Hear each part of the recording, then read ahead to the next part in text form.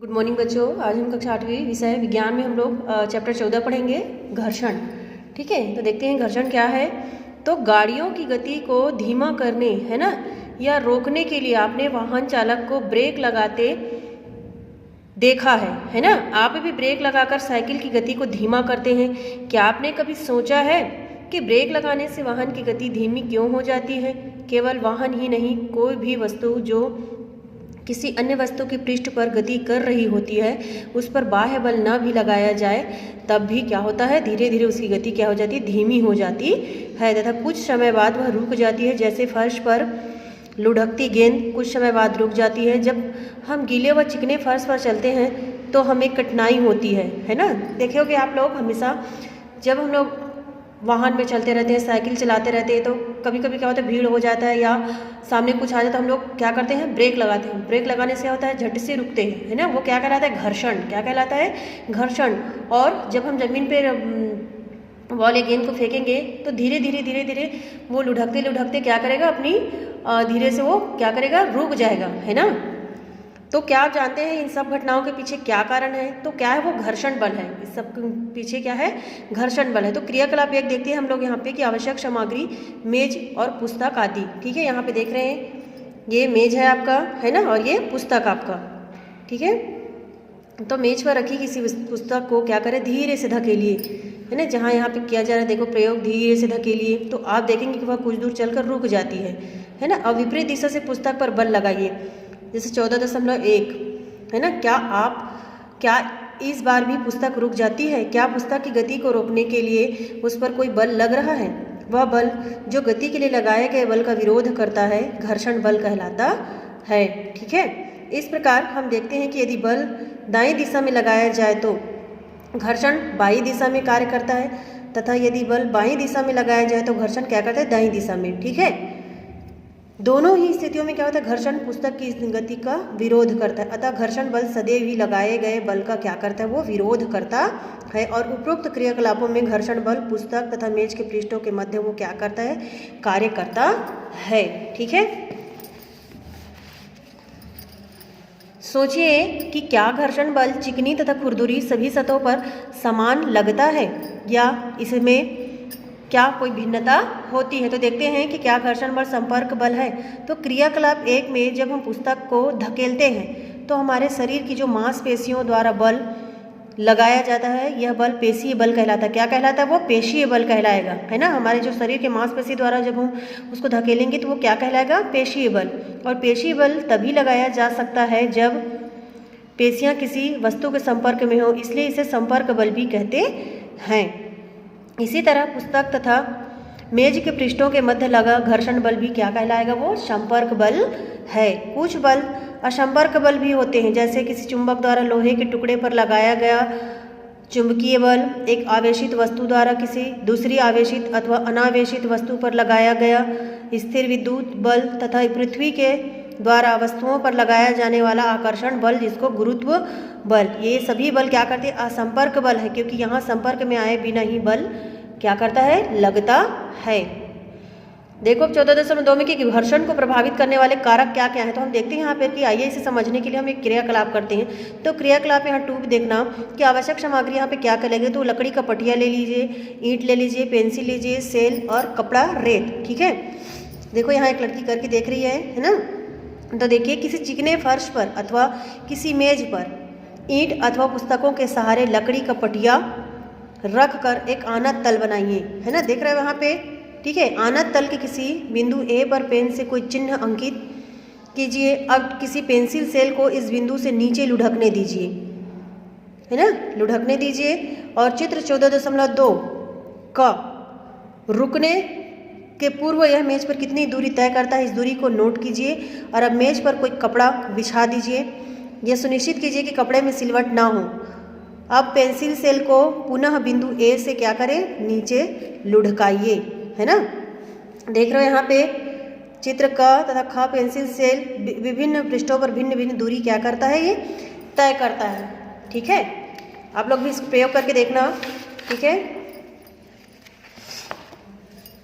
अब मेज पर रेत की पतली परत बिछाकर इसे पुनः क्या करिए, दोहराइए और समस्त क्रियाकलाप में आनत तल का ढलान समान रखिए, है ना।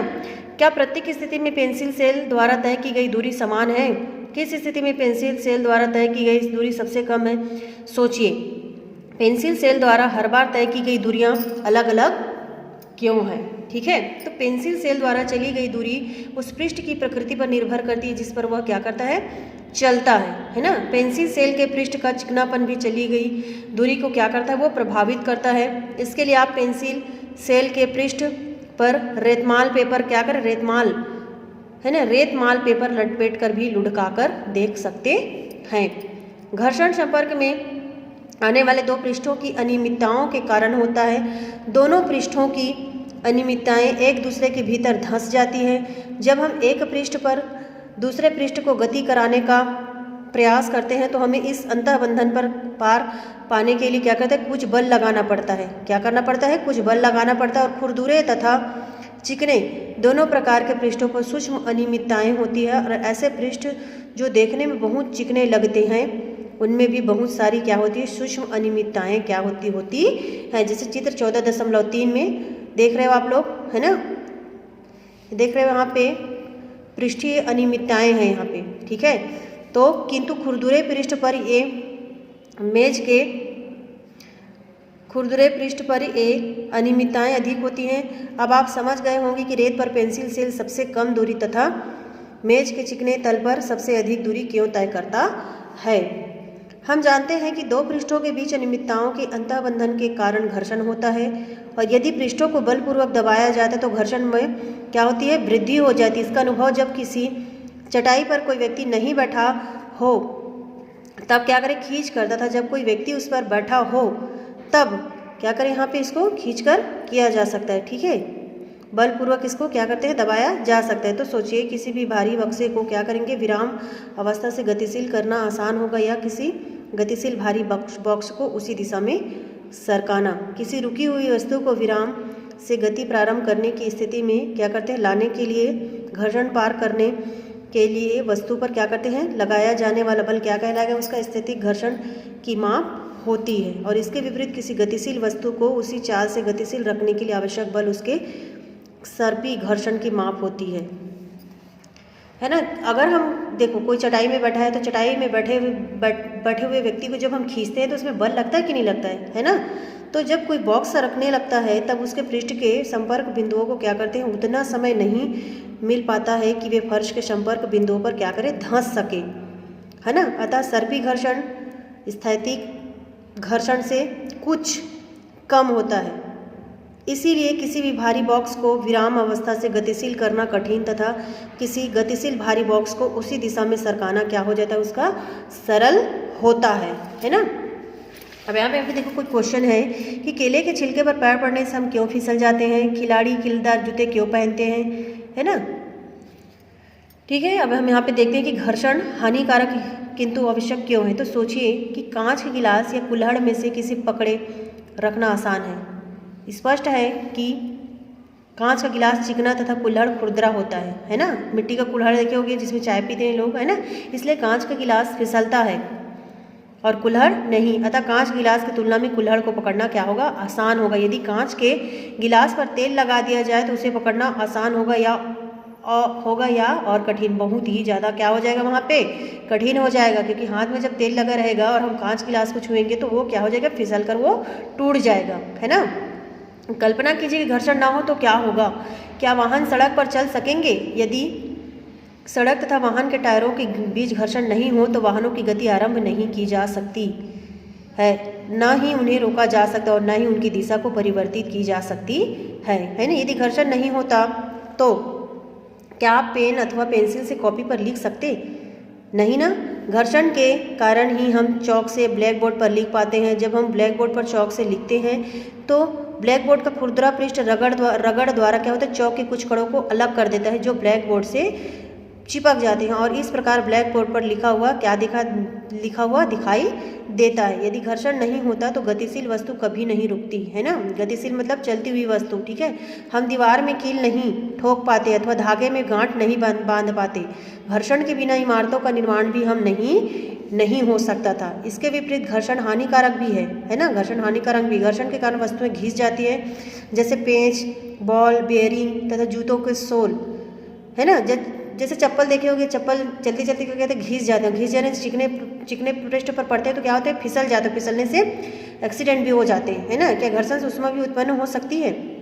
इसे समझने के लिए कुछ मिनट तक अपनी हथेलियों को तेजी से एक दूसरे के साथ रगड़िए। क्या हथेलियाँ गर्म हुई होती है? गर्म, है ना, करके देखना।